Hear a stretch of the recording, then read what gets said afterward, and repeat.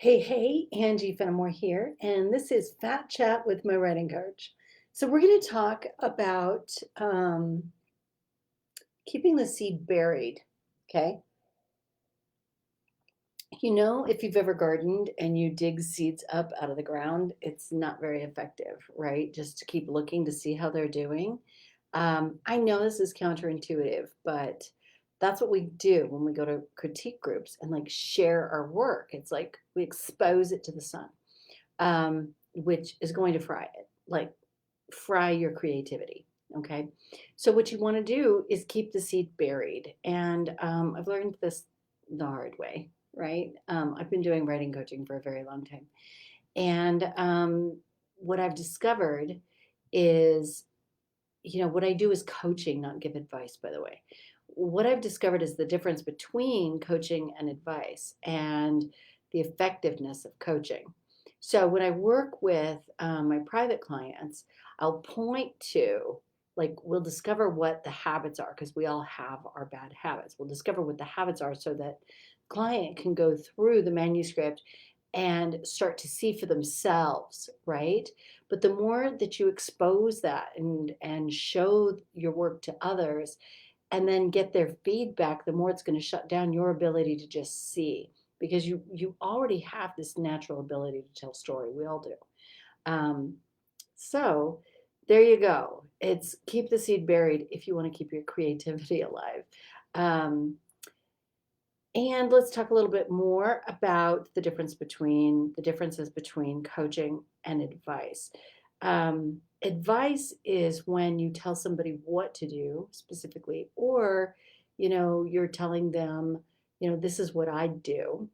And if you think about it, about kids and how they learn, um, if you sit down and do their homework for them, they're never going to learn. It's part of being effective in learning is grappling, grappling with it, or learning how, like, my husband and his son have been working on cars together, and my husband's son Tyler, um, his starter went out in his new car, and he YouTubed it and replaced that starter in an Audi, which isn't easy to do, by the way. But had they not grappled together, and Michael, rather than doing it for him, they discovered together, um, you know, Tyler would not have learned how to work on his own car. So not only does Tyler have some skills now that he didn't have before, but he's got a sense of confidence, and his creative genius around working on cars is alive and well. It's the same thing with your writing. Now, your first draft is just going to look like garbage. They always do. And so you want to just get that draft out and not show it to anybody, and then take it through the revision process and revise and revise. And then you can send it out to beta readers. But we have a particular way that we do beta reading at Calliope. I have a document that my students share with their readers, and it's very specific. It's like, yeah, sure, you can point out plot holes, but mostly what I'm interested in is when you got up from the manuscript, what page were you on, what paragraph were you on, and how long it was when you came back. And where did you get chills? Where did you cry? Where did you want to cry? Where were you, angry enough that you closed the book? Like that kind of information. Because then you can compare that empirical information, and you can see, are your readers getting up at about the same time? Because if they are, then oh, I didn't handle something. And it's usually upstream. It's like a rotting deer in a stream. It's usually upstream. And almost always the problem is we aren't in the character's skin, or there's no opposition, there's no contrast, there's no stretch between, so that we can fully get on board. Like, for example, um, Harry Potter. Okay, it's the orphaned boy in the cupboard under the stairs who has defeated Voldemort. Okay, we are on board because of those opposites. Okay, it accomplishes so much that it's this orphaned boy, and then his family doesn't get him. It accomplishes so much. We're on board. Okay. We're pulling for this character. And you need to have those opposites. If he was like a superhero, born a superhero and knew it, then, defeating Voldemort, that's on this side and we don't care. And there's no stretch, there's no opposites, right? It's like tension in a rubber band. Tension, when you knock back an arrow to let it fly, you have to create opposites in order to create that tension. So I'm watching Super 8 right now, and I'm 30 minutes in. It's paused right now. I'll be finishing it in just a little bit here.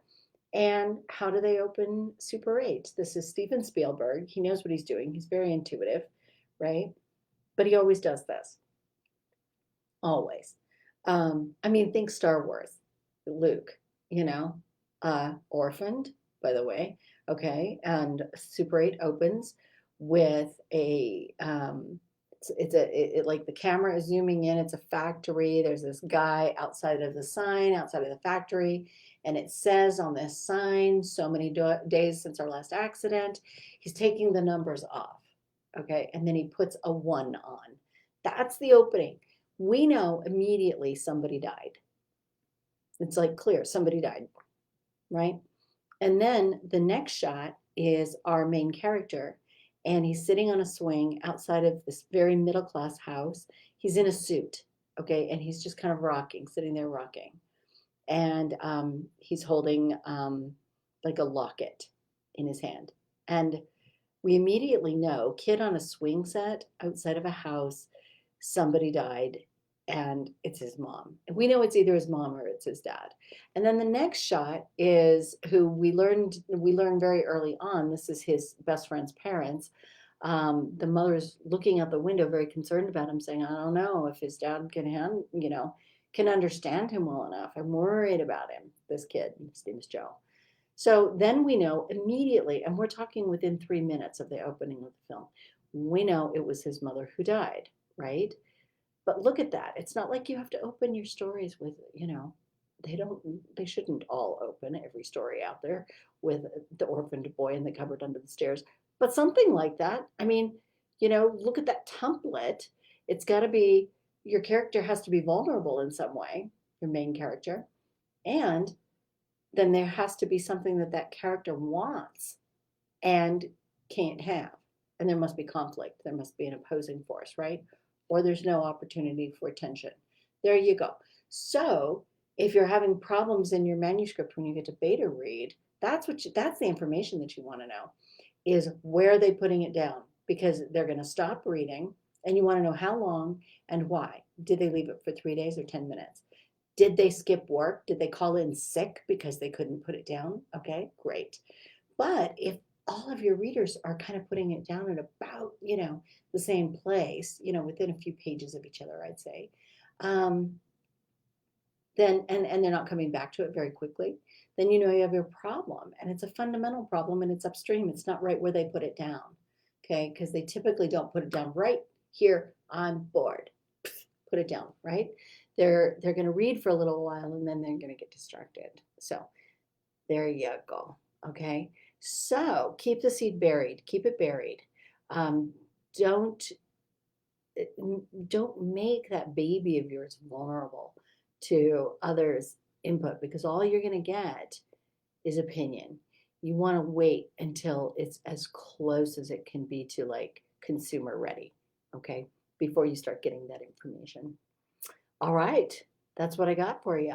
So you want to be a gardener with that book. You want to tend it and care for it, your project, your writing project. All right, and you don't need other people to tell you it's good or it's not good. Every story is viable when it's told correctly. And rather than saying correctly, every story is viable when it's told really scientifically well. Okay, when you have all the ingredients there that you need.